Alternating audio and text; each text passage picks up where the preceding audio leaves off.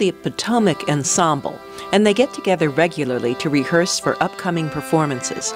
The musicians are all members of the Washington Metropolitan Accordion Society, which on this day is celebrating its 8th birthday. Vice President Joan Groman says the society was very small when it started in 2003. The first meeting or so there were a handful of people, but the word spread quickly, and we were surprised at how many accordionists and former accordionists were in the area who started joining us on a monthly basis. Groman says the club has now grown to about 70 members, very few of whom are professional musicians. Many of the people who come to our club either quit for 30 or 40 years and started playing again. 54-year-old Yimeng Huang from China is one of those. Huang says she played the accordion as a teenager back in China and then gave it up.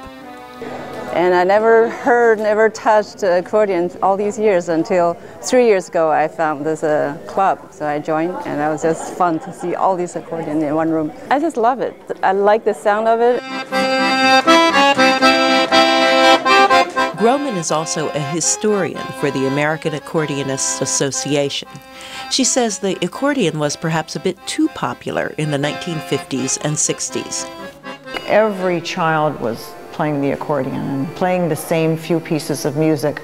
That didn't help things, and then many feel that the Beatles created a situation for young people where they just wanted to play guitar rather than accordion. Rock music really came into being, and it just sort of took the interest away from the accordion. But recent years, she says, with accordion festivals, competitions, and clubs appearing across the country, the instrument has seen an upswing in popularity.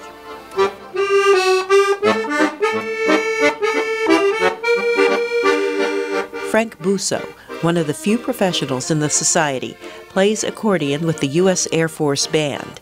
He has a theory about the instrument's newfound popularity.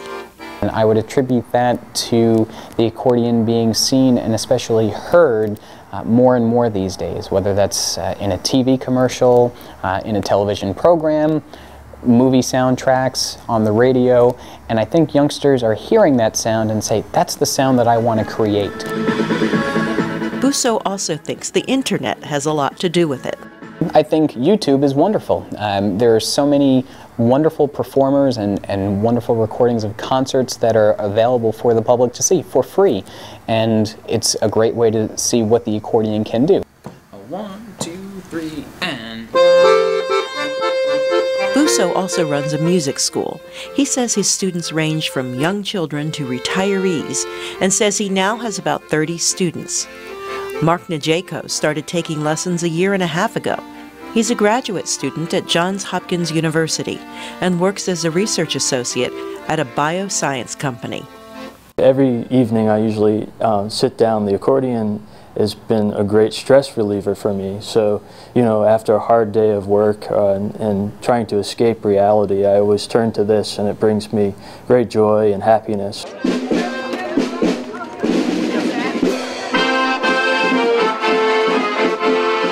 Frank Busso says the accordion's versatility allows it to be incorporated into any genre of music, be it pop, rock, classical, jazz, or show tunes. And he says he expects the instrument to continue growing in popularity across the globe.